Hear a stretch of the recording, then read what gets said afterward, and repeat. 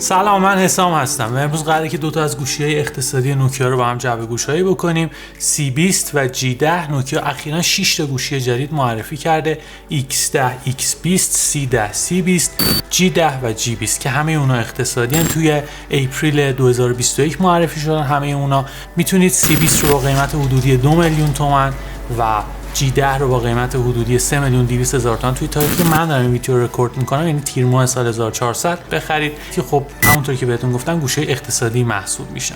نوکیا اومده توی پاندمی کرونا که خیلی دنیای دیجیتالی تری داریم، خیلی آدما نیاز پیدا کردن که با هم کانکشن بیشتری رو برقرار بکنن، فوکوس کرده، تمرکز کرده روی گوشه اقتصادی که به نظر من تا حدی موفق بوده. بیشتر از 10 میلیون تا گوشی توی سال گذشته تونسته به بازار عرضه بکنه.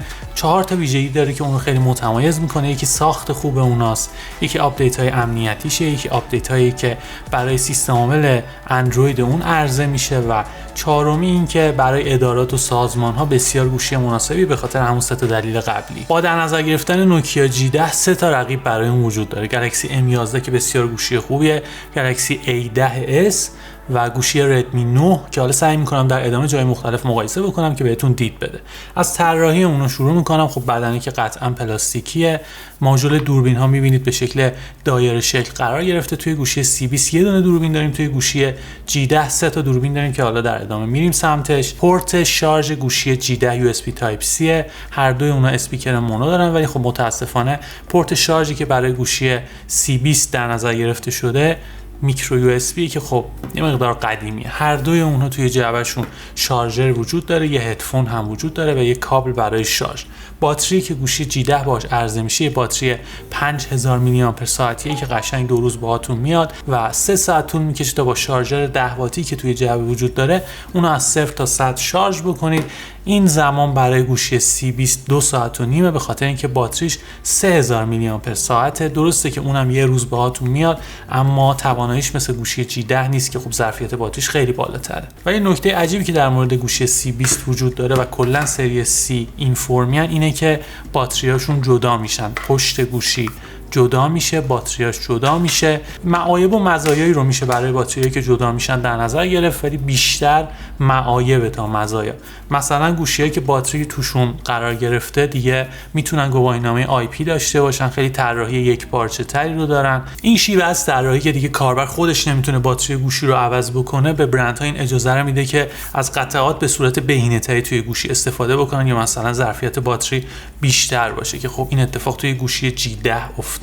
از بابت طراحی دکمه هاشون هم باید بهتون بگم که گوشی G10 یه سنسور اثر انگشت داره که کنار گوشی قرار گرفته سمت راست، بالاش یه دکمه برای کم و زیاد کردن صدا داریم. همین اتفاق برای گوشی C20 هم افتاده، با این تفاوت که دکمه پاور دیگه سنسور اثر انگشت نیست و فقط فیس آنلاک رو دارید برای ورود امن به گوشی. هر دوی این گوشی ها از 2 تا سیم کارت پشتیبانی میکنن و یه اسلات جداگونه برای افزایش ظرفیت. گوشی G10 رو میتونید با 32 یا 64 گیگابایت حافظه بخرید یا گوشی C20 رو میتونید با 16 و 32 گیگابایت بخرید. انتخاب های رمتون هم 3 یا 4 گیگابایت برای G10 و 1 یا 2 گیگابایت برای گوشی C20.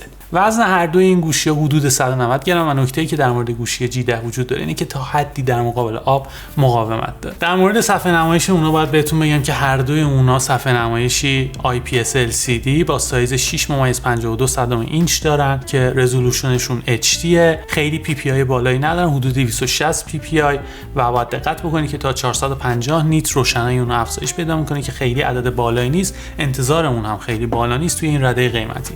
اگه میخواید با همین پول، با همین عددی که پرداخت میکنید صفحه نمایش بهتری گیرتون میاد، گوشی ردمی 9 یه صفحه نمایش با رزولوشن فول HD بهتون میده.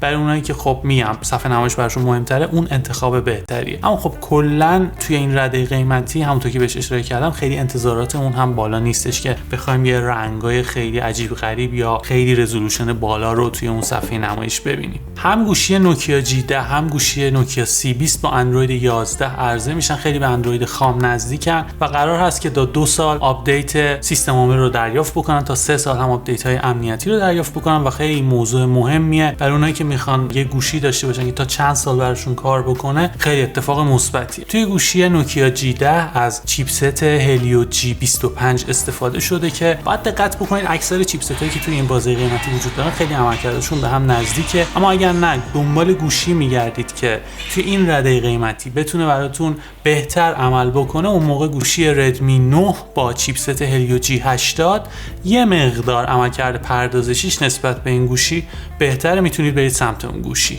چیپست گوشی C20 هم از برند یونیسا که فکر کنم تو عمرتون اسمشو نشنیدین، ولی خب کارهای روزانه رو میتونید به راحتی باهاش انجام بدید.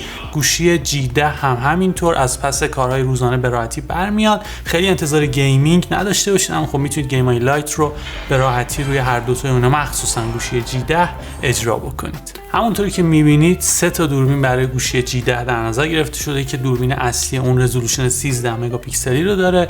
انتظاراتتون اصلا نباید از این دوربین بالا باشه، اما خب رابط کاربری که برای اون در نظر گرفته شده بسیار رابط کاربری خوبیه. یه دوربین ماکرو 2 مگاپیکسلی داریم و یه دوربین برای تشخیص عمق. خوشبختانه حالت نایت مود هم داریم که واقعا تو این رده قیمتی خیلی اتفاق مثبتیه. من تستش کردم، نه اینکه بگم یه عکس شگفت انگیز بهتون میده، اما همین که یه مقدار نویز عکس رو میگیره ممکنه که بعضی جاها به کار بیاد. دوربین اصلی هم که برای گوشی C20 در نظر گرفته شده یه دوربین 5 مگاپیکسلیه که اصلا نباید انتظار داشته باشید از این دوربین، چون اصلا کیفیت قابل قبولی رو بهتون نمیده.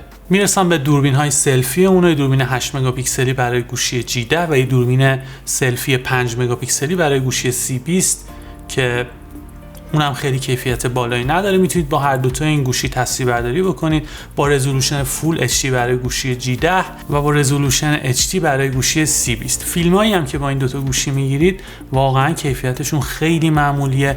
مهمترین نکته‌ای که این دوتا گوشی ازش رنج میبرن مخصوصا گوشی C20 داینامیک رنج پایین هم عکس‌ها و هم ویدیوی اونهاست که خب همونطور که گفتم یه مقدار این وضعیت توی گوشی G10 بهتره. خب این گوشی به درد کیا میخوره؟ نگاه کنید، اگر دنبال گوشی اقتصادی میگردید که عملکرد باتری خوبی داشته باشه، ساخت خوبی داشته باشه، تا چند سال بدون اینکه اذیتتون بکنه باهاتون همراهی بکنه، واقعا گوشی خوبیه. مخصوصا گوشی G10 رو من بهتون پیشنهاد میکنم توی این رده قیمتی، ولی خب از دوربیناش اصلا انتظار نداشته باشین. صفحه نمایشش هم خیلی معمولیه.